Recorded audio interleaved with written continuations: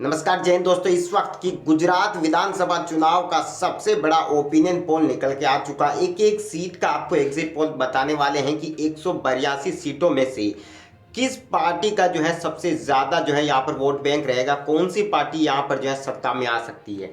आपको दोस्तों 182 सीटों का एक एक करके बताएंगे कि कितनी सीटें बीजेपी जीत सकती है, कितनी सीटें कांग्रेस जीत सकती है। ताजा ताजा ओपिनियन पोल निकल कर आया है एबीपी न्यूज का सी वोटर का। लेकिन उससे पहले आपको बता दें, वीडियो को लाइक कर दें, साथ ही दोस्तों चैनल को लाल बटन दबाकर सब्सक्राइब कर लें, बेल आइकन को जरूर दबा लें।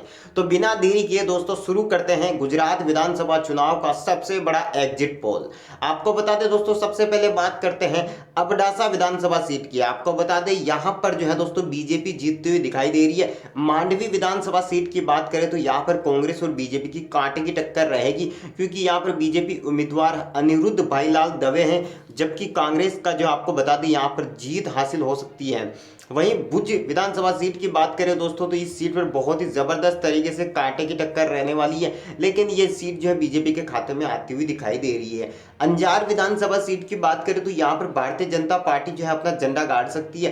गांधीधाम जो कि सबसे हॉट सीट रहती है दोस्तों, और हमेशा यहाँ पर दोस्तों जबरदस्त कांटे की टक्कर देखने को मिलती है। आपको बता दें गांधी धाम से जो है श्रीमती मालती बेन किशोर भाई महेश्वरी जो है यहाँ पर बीजेपी के उम्मीदवार हैं, और कांग्रेस के उम्मीदवार भारत वी सोलंकी है। कांटे की टक्कर रहेगी गांधीधाम में, लेकिन जो ओपिनियन पोल का नतीजा आया उसके हिसाब से यहाँ पर बीजेपी को जो है एक जोरदार यहाँ पर बढ़त हासिल होकर जीत मिल सकती है। बात करें रायपुर विधानसभा सीट की तो यहाँ पर भारतीय जनता पार्टी जो है विजय हो सकती है। वाव सीट की बात करें तो यहाँ पर कांग्रेस को जीत मिल सकती है। थराद विधानसभा सीट की बात करें दोस्तों तो यहाँ पर ये सीट जो है बीजेपी के खाते में जा सकती है। धानेरा और दांता दोनों सीटें दोस्तों यहाँ पर कांटे की टक्कर वाली है, यानी कि कांग्रेस जो जबरदस्त टक्कर देगी, आम आदमी पार्टी भी यहाँ पर टक्कर देने की कोशिश करेगी, लेकिन ये दोनों सीटें दोस्तों बीजेपी के खाते में जाती हुई दिखाई दे रही है।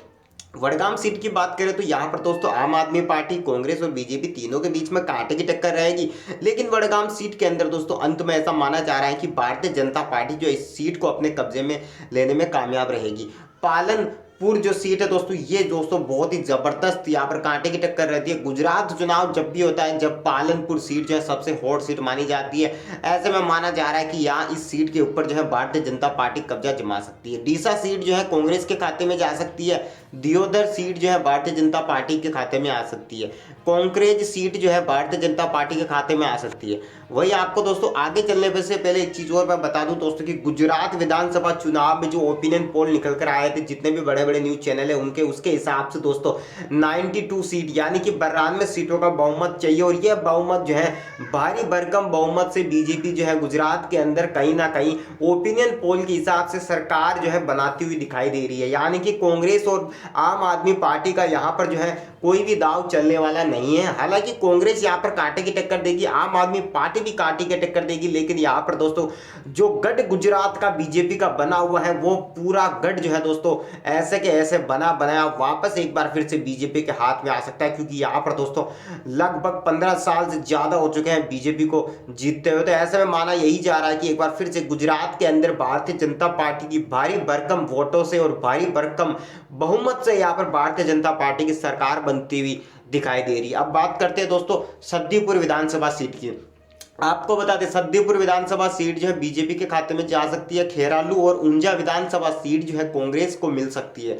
हालांकि कांटे की टक्कर रहेगी और खेरालू सीट जो है अंत में बीजेपी के खाते में जा सकती है।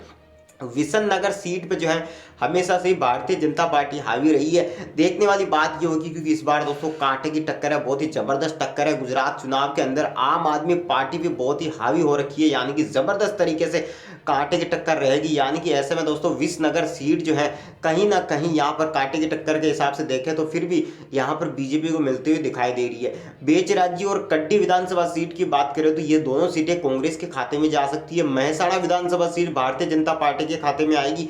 बीजापुर सीट जो है कहीं ना कहीं बीजेपी यहाँ पर जीत हासिल कर सकती है। हिम्मतनगर और इदार विधानसभा सीट की बात करें तो यहाँ पर बीजेपी जीत हासिल कर सकती है।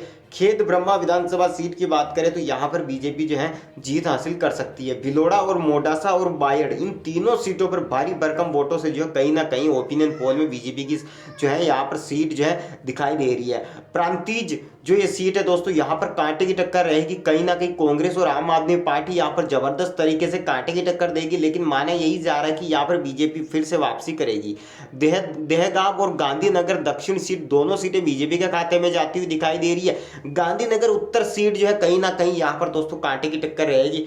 आम आदमी पार्टी या फिर कांग्रेस दोनों में से एक जो है इसको अपनी झोली में ले सकते हैं, लेकिन जो ओपिनियन पोल आया उसके हिसाब से ये सीट भी कहीं ना कहीं बीजेपी के खाते में जा सकती है। मानसा सीट दोस्तों शुरू से ही बीजेपी का जो एकदम से यहाँ पर जो है पूरा एकदम से बीजेपी शुरू से ही हावी रही है मानसा सीट पर, यानी कि कहीं ना कहीं बीजेपी यहाँ पर जीत हासिल कर लेगी। निकोल और नरोडा दोनों सीटों पर भारतीय जनता पार्टी जो विजय होने के पूरे चांसेस है। ठक्कर बापा नगर पर जो है बीजेपी जीत हासिल कर सकती है। बापू नगर और अमराईवाड़ी दोनों जगह भारतीय जनता पार्टी की जो है यहाँ पर विधानसभा सीट मानी जा सकती है। दरियापुर पर कांग्रेस का जो है कब्जा हो सकता है। जमालपुर खाड़िया विधानसभा जो सीट है दोस्तों यहाँ पर भूषण भाई भट्ट जो है बीजेपी उम्मीदवार है और माना यही जा रहा है कि जमालपुर खाड़िया जो है भारतीय जनता पार्टी यहाँ पर विजय हो सकती है। मणिनगर के अंदर अमूल भाई भट्ट जो है बीजेपी के उम्मीदवार है और यहाँ पर भारतीय जनता पार्टी वापसी जबरदस्त तरीके से कर सकती है, यानी कि एक बार फिर से यहाँ पर जो है यह सीट जीत सकती है। दानी लिमड़ा या यहाँ पर जो है दोस्तों दानी लिमड़ा के अंदर नरेश कुमार शंकरलाल व्यास जो है बीजेपी के उम्मीदवार है और माना जा रहा है कि बीजेपी यहाँ पर जीत हासिल कर सकती है।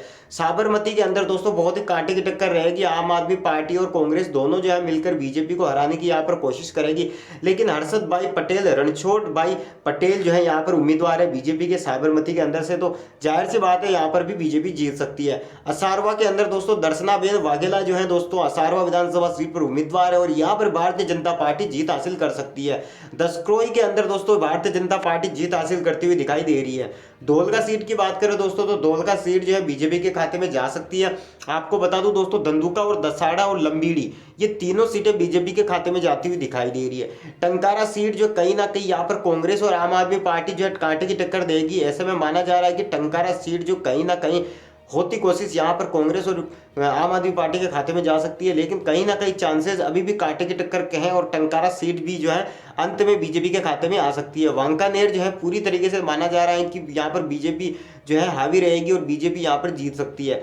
राजकोट पूर्व, जी हाँ राजकोट पूर्व सीट जो है यहाँ पर उदय कुमार प्रभात भाई कानगढ़ जो है बीजेपी के प्रत्याशी है और जीत हासिल कर सकते हैं। राजकोट पश्चिम में बीजेपी की यहाँ पर जीत हासिल हो सकती है। राजकोट दक्षिण ये सीट जो है कहीं ना कहीं बीजेपी के खाते में जा सकती है। राजकोट ग्रामीण पूरी तरीके से जो है दोस्तों बीजेपी के खाते में जा सकती है।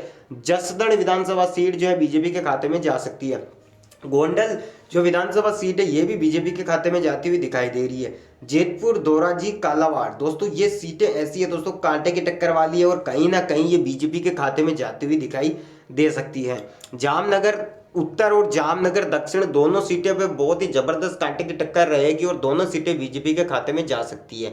द्वारका की बात करें तो दोस्तों यहाँ पर पबूबा वीर भम्मा माणिक जो है बीजेपी के उम्मीदवार हैं और माना जा रहा है कि कांटे की टक्कर रहेगी, लेकिन यहाँ पर बीजेपी इस सीट को जीतने में कामयाब रह सकती है। खंभालिया और पोरबंदर दोनों सीटें दोस्तों बीजेपी के खाते में आ सकती है, क्योंकि जिस तरीके का ओपिनियन पोल निकल कर आया उसके हिसाब से बीजेपी जो है पूर्ण बहुमत के साथ भारी भरकम सीटें जीतकर जो है गुजरात में एक बार फिर से सरकार बनाती हुई दिखाई दे सकती है, क्योंकि ओपिनियन पोल में ये साफ दर्शा रहा है। बात करते हैं विसावदार, जूनागढ़ और केशोद विधानसभा सीट की। तीनों सीटें जो है यहाँ पर भारतीय जनता पार्टी जो है विजय हासिल कर सकती है। मांगरोल, सोमनाथ, तलाला, जी हाँ ये तीनों सीटें बीजेपी के खाते में जाती हुई दिखाई दे रही हैं। अब बात करते हैं दोस्तों धारा, अमरेली, लाठी तीनों विधानसभा सीटों पर दोस्तों यहाँ पर कांटे की टक्कर रहेगी। तीनों में से एक सीट चाहे धारा हो या अमरेली हो या फिर लाठी हो कांग्रेस के खाते में जा सकती है। बाकी दो सीट जो है इन तीनों में से बीजेपी के खाते में जाएगी। सावरकुंडला जो है सीट जो है बहुत ही तगड़ी कांटे की टक्कर रहेगी, लेकिन यहाँ पर बीजेपी जीत हासिल करती हुई दिखाई दे सकती है। बात करते हैं दोस्तों राजूला, महुआ, तलाजा, गरियाधार, पालीताना इन सीटों पर दोस्तों बीजेपी का कब्जा हो सकता है पूरी तरीके से।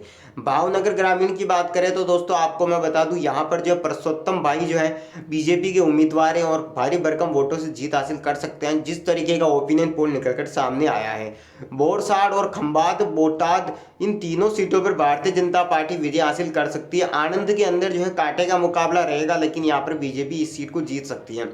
उमरेठ के अंदर कहीं ना कहीं कांग्रेस जो है विजय हो सकती है।